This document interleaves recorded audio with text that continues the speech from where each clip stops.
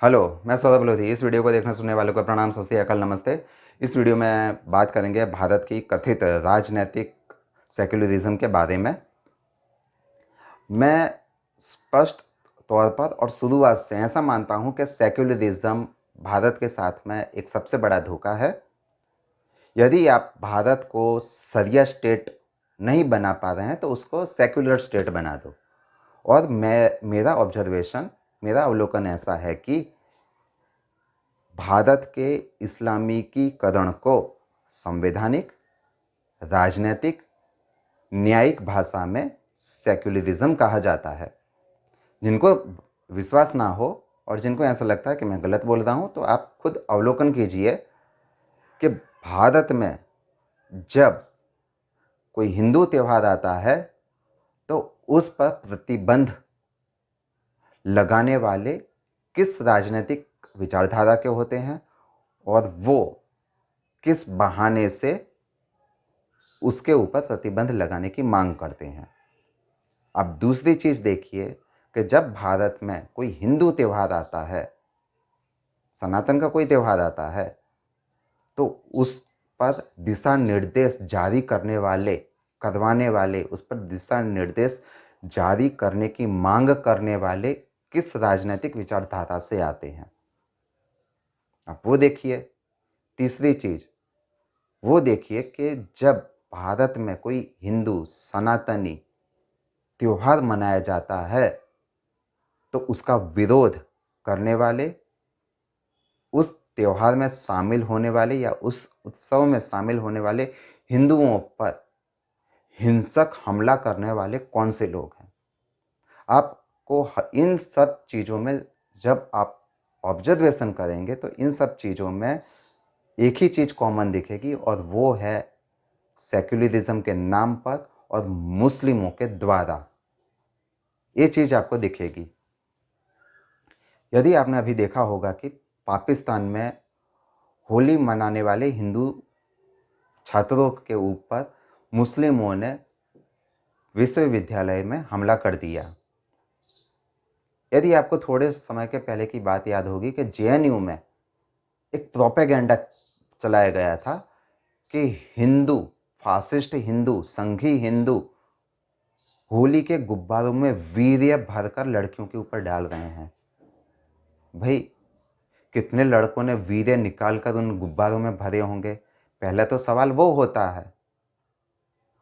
और दूसरी चीज़, इस्लामिस्ट हों, वामपंथी हों, सेक्युलर हों, सोशलिस्ट हों, महिला अधिकारवादी हों, मानवाधिकारवादी हों, पर्यावरणवादी हों, वो सभी मिलकर भारत में हिंदुओं के त्यौहार को, सनातन संस्कृति के उत्सवों को बदनाम करने के लिए उसे हिंसा से जोड़ते हैं, उसे जातीय शोषण से, उसे शारीरिक शोषण से जोड़ते हैं।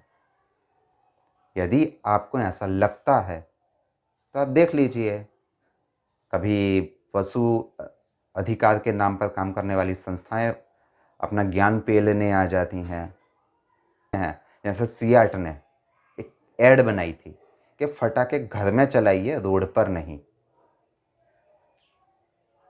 और इनको पता है कि ये इस्लामिस्टों के खिलाफ कुछ भी नहीं बोल पाएंगे, क्योंकि उनको पता है कि यदि गलती से बोला तो आपको पता होगा कि जैसे कि भोपाल में पेटा के कार्यकर्ताओं के ऊपर मस्जिद में से इस्लामिस्टों की भीड़ ने हमला किया था निकलकर, और पुलिस वाले भी नहीं बचा पाए थे।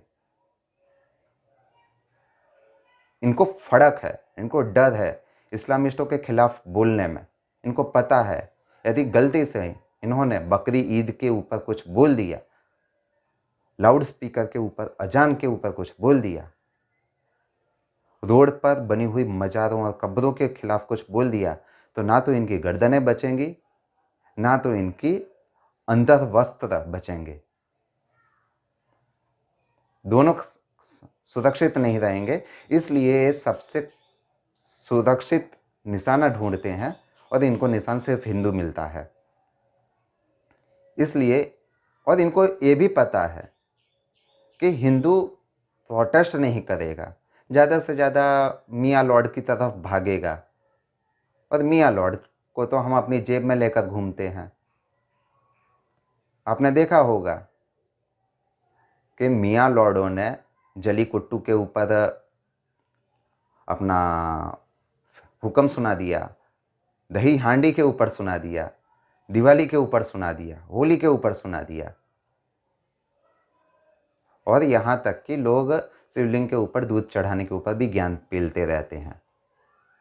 ये वही लोग हैं जिनकी राजनीतिक विचारधारा अपने दुश्मनों के शरीर में से दिल निकालने कर खा लेने की बात करती है। सीरिया में ऐसा ही हुआ था। जब जिहादी के हाथ में अपना दुश्मन पकड़ा जाता था या तो अपना प्रतिस्पर्धक पकड़ा जाता था तो वो उसको कत्ल करते थे। उसके सीने में से दिल निकालकर एक टुकड़ा खा के उसके मुंह के ऊपर थूक देते थे। और कई बार तो मुझे ऐसा लगता है कि हम मानवों के बीच में नहीं रह रहे हैं, हम दानवों के बीच में एक मानव का हिस्सा रह रहा है।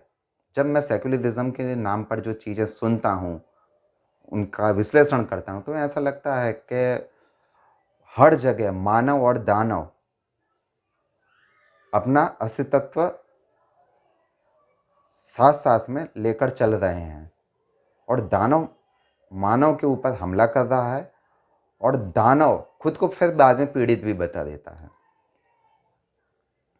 तो भारत को चाहिए कि सेक्युलरवाद की राजनीति को छोड़े। हिंदुओं को चाहिए कि सेक्युलरिज्म के नाम पर कभी भी वोट ना दें, मुफ्त और सस्ते के लिए वोट ना दें, आपसी भाईचारे के नाम पर वोट ना दें, हिंदू मुस्लिम भाईचारे के नाम पर वोट ना दें। क्योंकि मुस्लिम कितना भी आपके साथ में अच्छी और मीठी बात कर लेगा, पर जब वो इस्लामिक भीड़ के साथ में खड़ा होगा तो उसके हाथ में जो पत्थर होगा और उसका निशान आपका सर या आपका घर या आपकी बहन बेटियां होंगी। और आप बीजेपी के ऊपर दबाव बनाइए कि किसी भी सूरत में वो इस्लामिस्टों का तुरुप्तीकरण ना करे, और हिंदुओं को मिलकर अब दबाव बनाना चाहिए कि हिंदू प्रोटेक्शन बिल लाए, और हिंदू प्रोटेक्शन बिल में हिंदुओं के धार्मिक धर्म परिवर्तन, हिंदू बहन बेटियों के खिलाफ जो लव जिहाद, जो सेक्स जिहाद, जो ग्रूमिंग जिहाद होता है, उसके खिलाफ किसी भी तरीके से आप उसमें मिनिमम 15 साल की सज़ा या मैक्सिमम सजाए मौत की डिमांड करिए। भारत में हिंदुओं का जो राजनीतिक विभाजन किया जाता है उसको भारत के खिलाफ युद्ध के तौर पर देखा जाए। आप हिंदू प्रोटेक्शन बिल में मांग कीजिए, इसकी मांग कीजिए और दबाव बनाइए मोदी पर। तो मैं ऐसा मानता हूँ कि हिंदू प्रोटेक्शन बिल आएगा शायद 2024 के इलेक्शन, लोकसभा इलेक्शन के बाद में। पर इसके लिए उस बिल में क्या क्या चाहिए हिंदुओं को, वो होना चाहिए। दूसरी चीज़, भारत में यदि इस्लामोफोबिया, सेक्युलरिज्म, सर्तन से जुदा, उलाहू उबेर जैसे नारे लगते हैं तो उसे टेररिज्म एक्टिविटी का प्रारंभिक चरण माना जाए, और उसके लिए जो लोग आइडेंटिफाई नहीं हो रहे हैं तो ऑर्गेनाइज़र के विरुद्ध में आतंकवाद फैलाने की धाराएं लगाकर कार्यवाही कीजिए, इस्लामिस्टों की संपत्ति कुर्क कीजिए, डेमोलिश कीजिए, उनके ऊपर भारी से भारी जुर्माना लगाइए, और जो इनका समर्थन करते हैं, फिर वो वकील हों, नेता हों या मियाँ लॉर्ड हों, मियाँ लॉर्ड के ऊपर तो खास करके अभियोग चलाकर उनको भी जेल में उसी सेल में डाल देना चाहिए जिसमें इस्लामिस्ट रहते हों। धन्यवाद।